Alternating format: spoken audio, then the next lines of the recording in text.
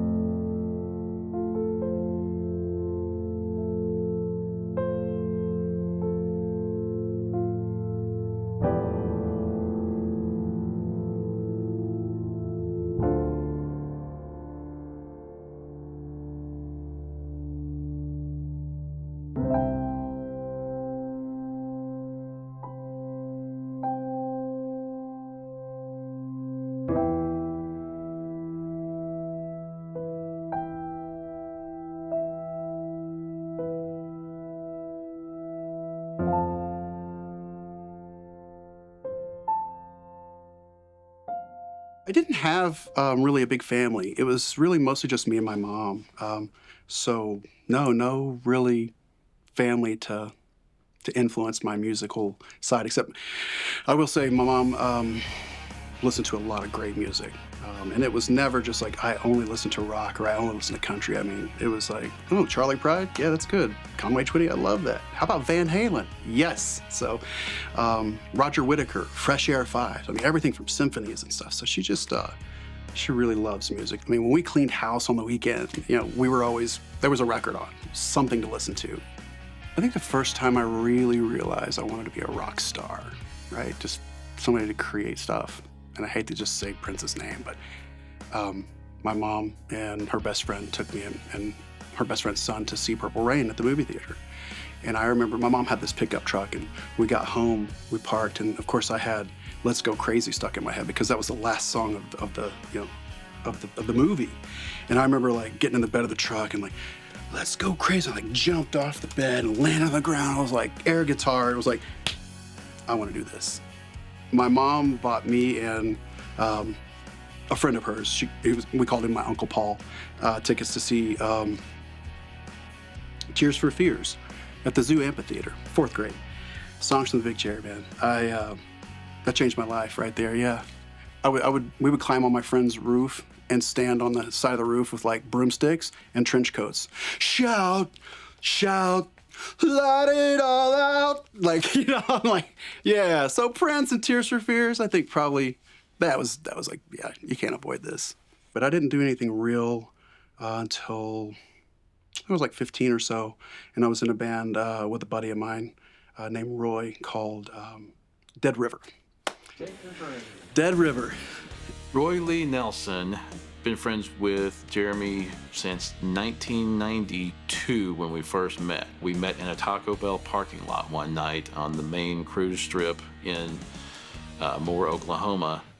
He saw me air drumming in my truck, thought I was a drummer, and I said, no, I'm a guitar player, and which means I like to play air drums. He had this little red pickup truck, and on the back of his glass, he had a custom vinyl sticker that said, "Can't Stop the Rock, Rock Monster." And I'm like, the fuck is this guy, right? And so we met, started talking. He had a Washburn hat on, like definitely a guitar player. And, shared stories from, the type of music we like. And at that point in time, Firehouse, Warrant, Trickster, right? Those were really the big bands that I was kind of interested in that time because I wanted to write popular songs, We got along really well, personality types really meshed, and we became inseparable.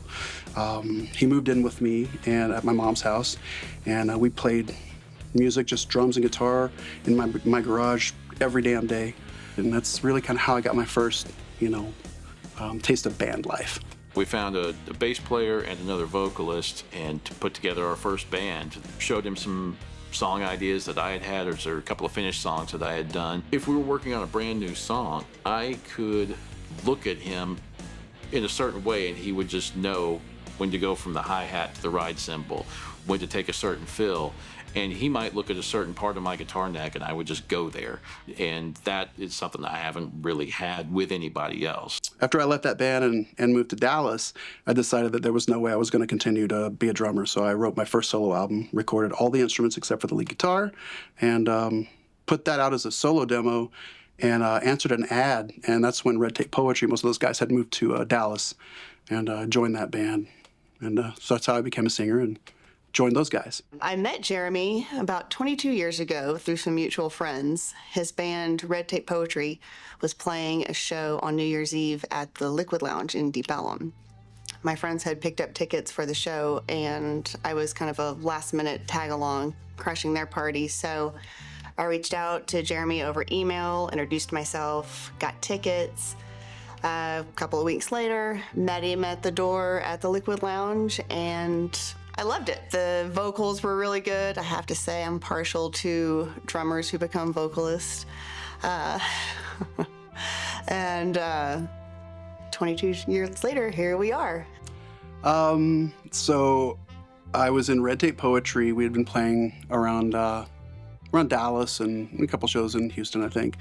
And we were starting to build a pretty good name for ourselves. And we were playing at the Liquid Lounge, which was attached to the Curtain Club, on New Year's Eve. I want to say it was 2001 going into 2002. She came to a show with some friends, and then I got to meet her. My friend Brian Green introduced me to her at the show. And I just remember thinking, like, she's different. Like, she's beautiful, but she's not, like, stuck on herself, And she just had this, like, great personality. And we just hit it off right away. And so anyway, we exchanged numbers, and 22 years later, here we are, I don't think there were many shows in Dallas that I missed after that, so.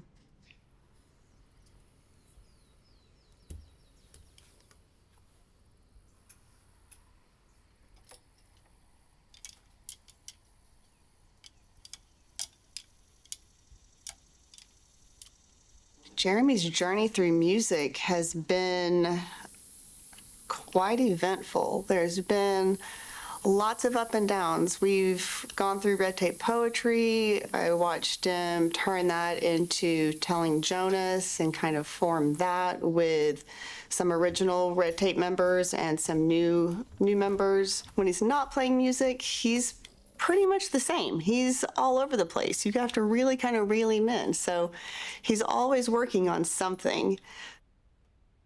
I can be a bit of a mess, especially when I was younger. And so I have like all these things that swirl in my head all the time. I'm always creating businesses or making a song or painting or reading a book. I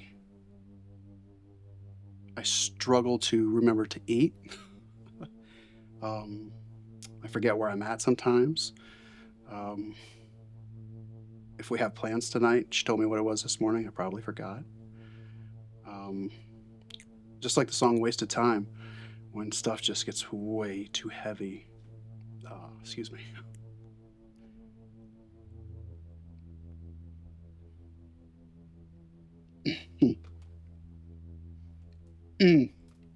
I can lay my head in her lap and everything is better. That's what she brings. She's amazing.